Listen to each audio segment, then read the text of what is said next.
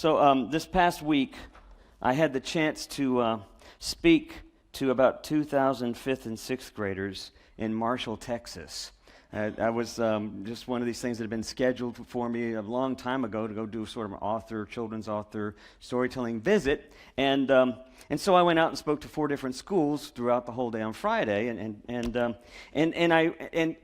I don't know if you've been to Marshall, Texas, but these particular schools, I think, were the Title I schools, and they were all sitting on the gym. You walk into the setting, and the principal is like, okay, Mr. McDermott, we're going to have them sitting at the tables. They're going to be in neat rows. We will bring them in an orderly fashion, and once they're all set, then we'll tell you can begin. And then when they all finally get in there, and they're all marched in and sitting down, and I'm looking out there seeing what are mostly kids that I'm pretty sure are living in poverty level, if not worse.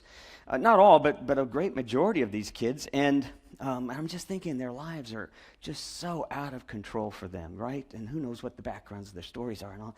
And then this rigid kind of, and then she stands up in front and she says, now, I will expect every one of you to behave yourselves. You will enjoy this morning.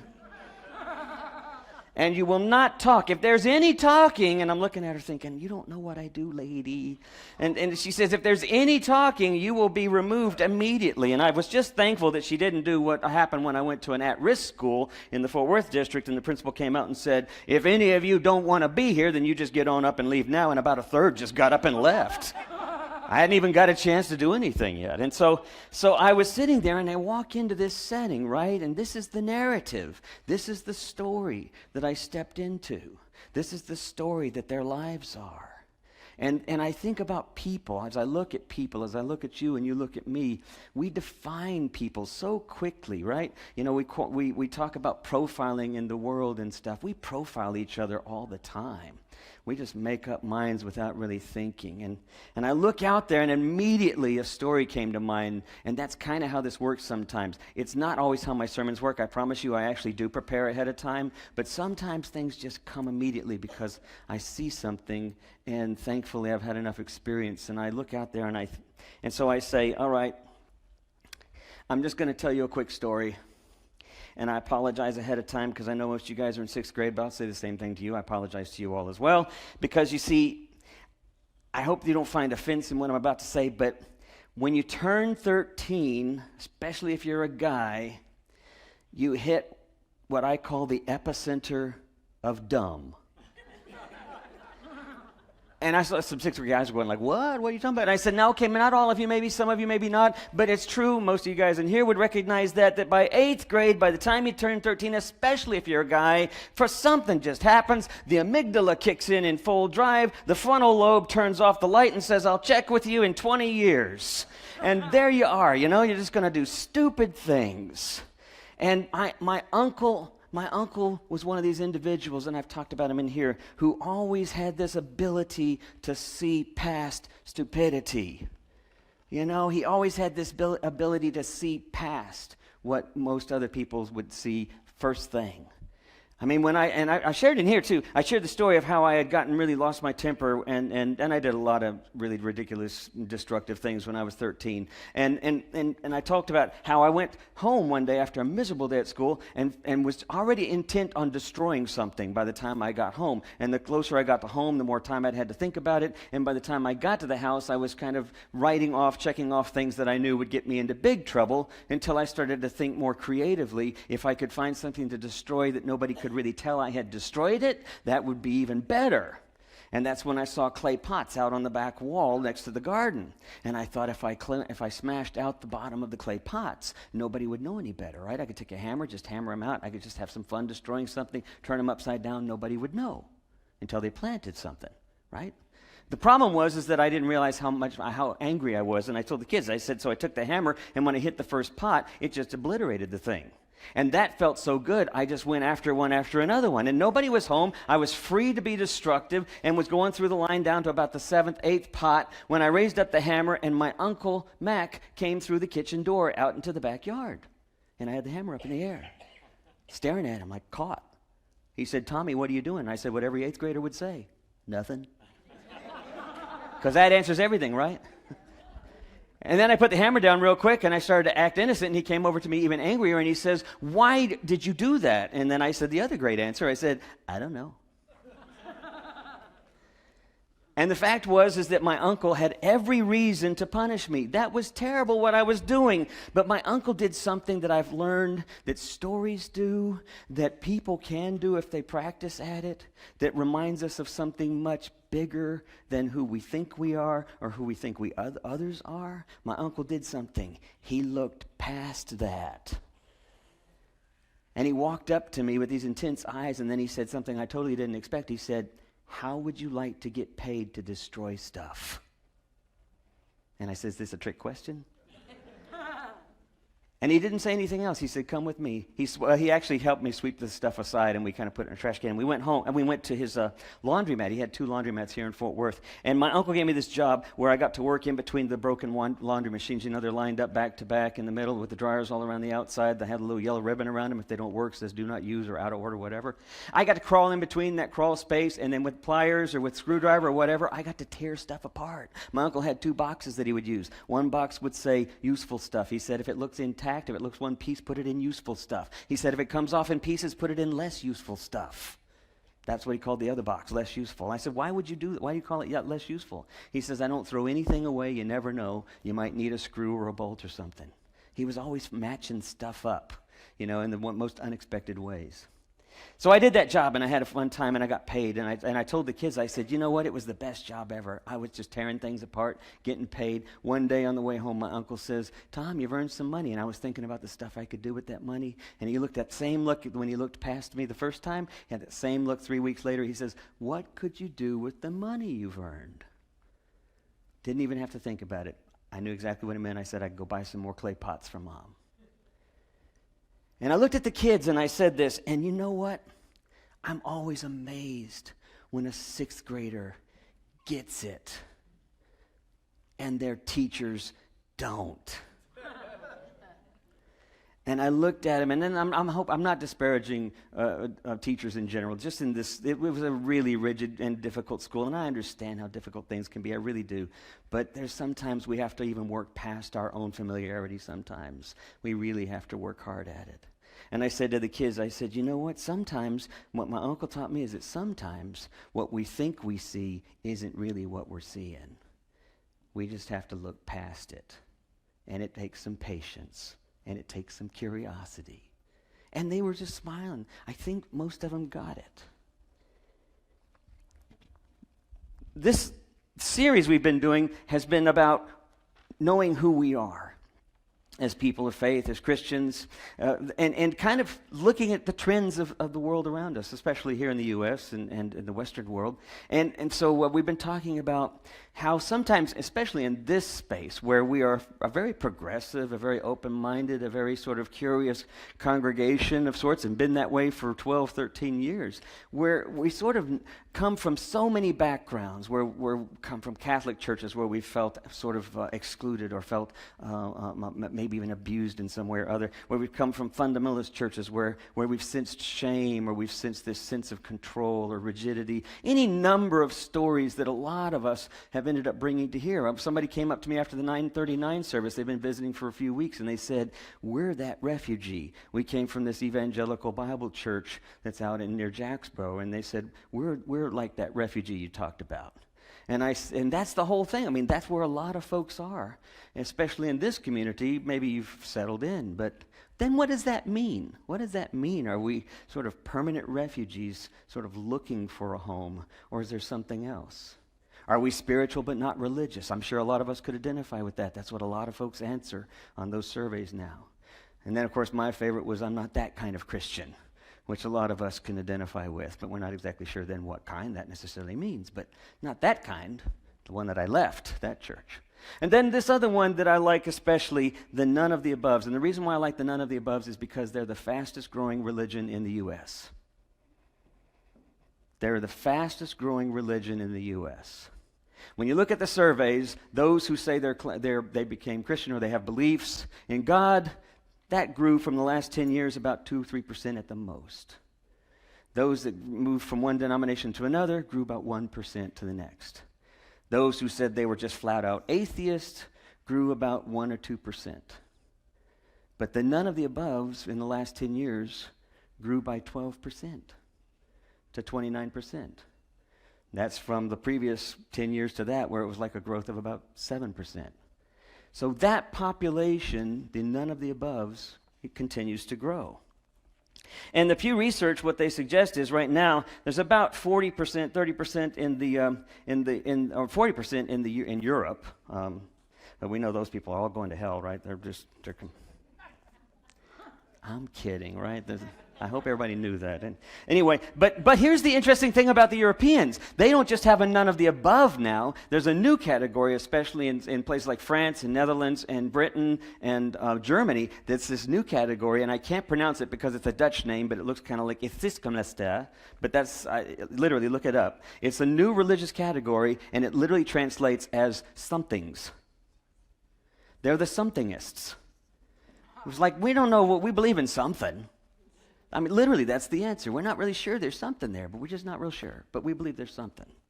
And it's the fastest growing there in Europe. In the United States, about 29% of the nuns. And the primary reason, this is what's interesting, the primary reason, because I would have said, knowing who a lot of us are and having had a chance to visit with you all over the years and get to know you, I would have said a lot of it had to do with this brokenness, with this sense of, you know what, I just got frustrated, I got tired, I got angry, whatever, they were rude, any number of things.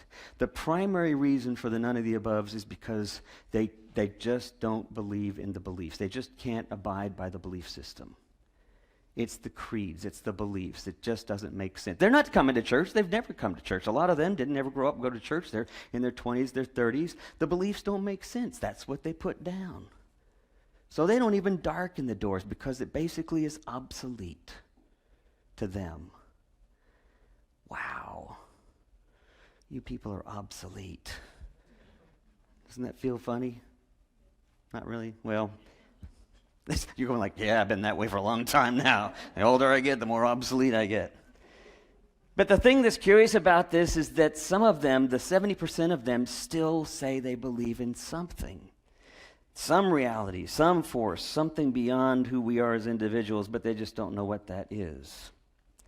And I want to share with you pretty quickly here a couple of things that I encountered this week that enlightened me a little bit. The first, of course, being my experience with those sixth graders, that I hadn't expected that story to be used, nor the response that I got afterwards. Incidentally, by the way, they told me this was going to be a rough crowd, you know. They said, we have to be strict like that because they get out of hand real fast. Maybe it was that story. Maybe it was something else. But the 400 kids, each time I saw them, it just was wonderful. We had the best time all together. There's something about paying attention to one another.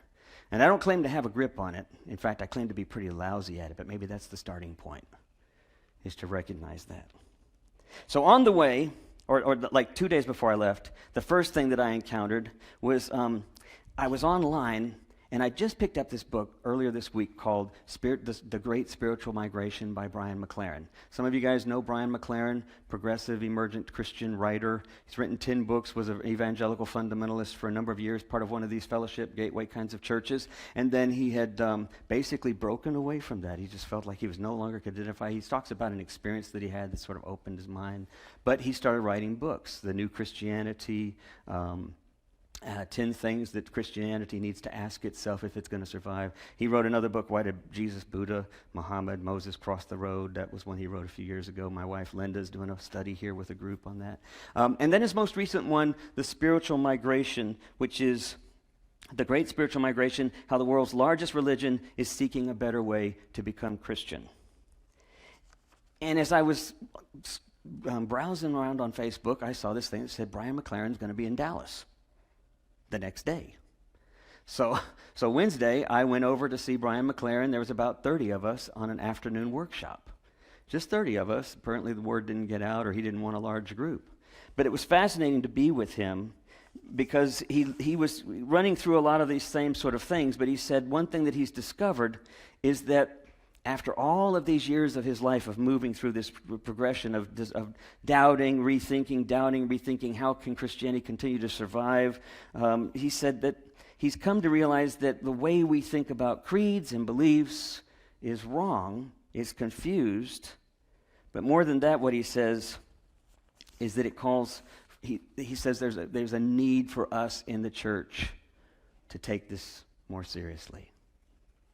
He literally said to us, those 35 of us gathered, you need to walk out.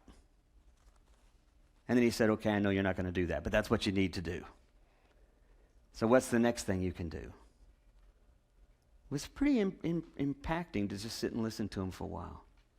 He truly believes that in 50 to 100 years, Christianity is not going to look anything like it does now. He's pretty convinced the church won't look anything like it does now. Certainly not in the next 100 years. What will it look like? What will we be thinking by that point when we're into nanotechnology and science has taught us all sorts of other things? What will Christianity start looking like? Christianity itself won't die. God's not going to die. God's not going away. But what will it look like? And what will the church look like? And can the church survive it? And so after he'd finished talking about all these things, somebody asked this question, which I thought was interesting. They said, Brian, are we not supposed to believe in anything? So the second thing that I experienced that was on the drive to Marshall. I got on my phone and I pulled up my NPR player and I started listening to On Being. Last week's interview on Being was Alain de Botton, or Botton, however you say his name, Alain de Botton. He's a thinker, philosopher, a writer who's written a number of books on the process of thinking, on the art of thinking, on love and relationships, on education. He's a British writer. He's also an avowed atheist, and Krista Tippett was interviewing him about his book that he wrote 2 years ago, Religion for Atheists. And she said, why would you write a book called Religion for Atheists? And what he said was interesting to me. And of course, the interview is fascinating. You should just listen to it anyway. He's a really interesting thinker. But he said, what people don't get is that the most boring and useless question, unhelpful question that you can ask of a religion is if it's true. I'll say it again. The most boring and useless question that you can ask of a religion is if it's true. And he said, and it's the same thing for an atheist who's determined it's not. The most boring, useless question is to try to say it's not and get caught up in that. He said, because it stops right there. Because the dialogue, the discussion, the growth, everything becomes static and nothing is gained. He says, I want religion because I like the way in which, if it's good religion, if it's done well, it causes me to ask higher questions. It causes me to ask questions about humanity. It causes me to ask questions about my relationship with others. And then he made the second interesting point that really sort of fit in with all of my experiences this week. And he said, you know what atheists long for. And Krista was like, to prove God doesn't exist? And she said, exactly not. I mean, that's what everybody sort of figures on. That's where they get locked up. He said, they want community. They long for community. We're living in a world with less and less of community. It can only happen in small pockets every now and then, or if you're lucky, it may happen through a church group. That's what church can offer us, he said, in so many ways, is how to do community. As long as they too don't get caught up in that rigidity that divides community as opposed to opens up community. But that's what all of them long for, is this sense of community. So his book about religion for atheists actually is interesting because he's encouraging people to go to church. He's encouraging people to get involved in religious events.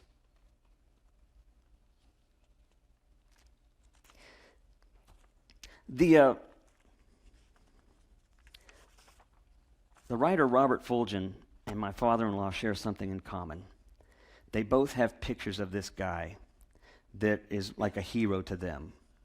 They have pictures. My father-in-law is now deceased, but he used to have a picture on his refrigerator. Roger Fulghum talks about keeping pictures of him on his wall at his studio where he writes. And the pictures are like in stages. My father-in-law had several different ones, but one of the ones that my father-in-law had was he was wearing a set of overalls. He was wearing overalls and a stained shirt, and he had a hammer and a tool belt and nail apron, and he was on a scaffold. He's probably 40-something years old, and sweaty baseball cap, and he's putting up the side of a house. But then in the next picture, you'd see a picture of a guy who's wearing short-sleeve white shirt with a tie, and he's kind of covered in sweat again. But this time he's smiling and laughing, and he's surrounded by several folks of Latino descent. It's not clear from the picture. They're probably in Central America, but they're all laughing and smiling too, and they're celebrating something, and it's a black and white newspaper kind of picture. And then my father had this other one that was one of his favorite pictures. It was a picture of this guy wearing a suit and a tie, not smiling, between two other guys, one wearing sort of what looked like a turban-like headdress, and the other one was wearing a yarmulke, and they were both dressed to the nines, and they were all sitting around the table with this guy right there in between them, and nobody was smiling. And of course, it was Jimmy Carter. And my father-in-law was a die-hard, dyed-in-the-wool Republican. Voted for Reagan, voted for Ford, didn't vote for Carter. But he said, if I'd known who Carter was before he became president, I would have voted for him because he is the best human being I had ever met. You know, because this was all happening after Carter was president. When he went down to Central America to broker democracy down there, when he went over to Israel to try to broker a peace agreement as an ex-president, when he started up working and basically really fired up the whole Habitat for Humanity. To this very day, Carter in his 90s is a true human being. But it's not just him, because we see people like that all the time. People who live out their faith without worrying about their beliefs. And if you sat down and you asked Carter, when they've seen him asked in interviews, he will step aside of that. He'll look past that, because he'll say that's not the issue, because that's where we get divided. I just watch all the places where he's been, how easily it is to be divided over things. Where do we not get divided? We avoid division when we seek connection. When we intentionally look past things. That's what we have to do.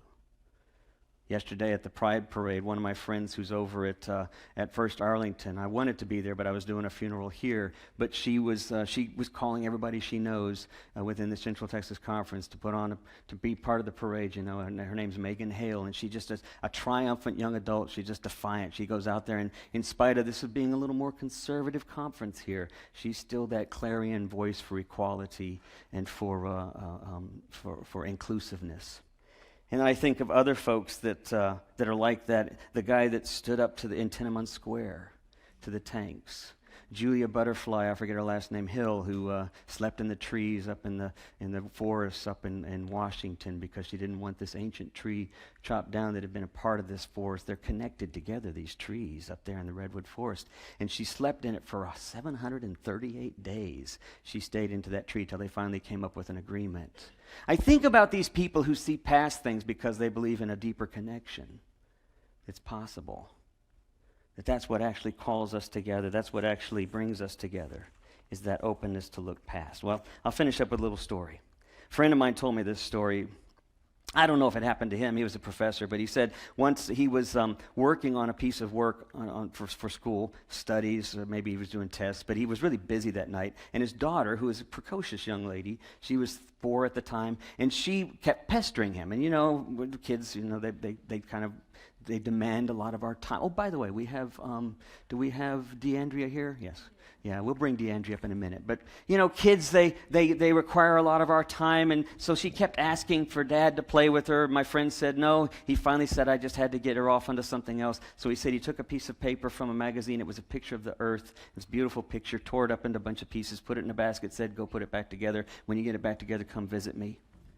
She had it done in 3 minutes or 4 minutes. He was stunned. He said she brought it in there, and there it was, the earth back together perfectly. He said, how in the world did you do that? She turned it over. She said, it was easy. There's 2 people on the back. All I had to do was put the people together. You know, I don't know. My friends, told me this story, but I think if we could realize that the most important thing we can do in the world is whatever it takes to create connection, whatever it takes to create community, if we could get before Christianity to Jesus, before the codified creeds, before before Constantine and Constantinople, before all of the canonization and all the power struggles, if we could get before that to the Jesus of the Gospels, whose life was about connection, who did all the wrong things because it was about connection, who worked with all the wrong people and ate with all the wrong people and supped with all the wrong people because it was about connection. If we could get to that, then maybe actually Christianity will survive. Then maybe actually something even better, as Brian McLaren would say, will exist for us.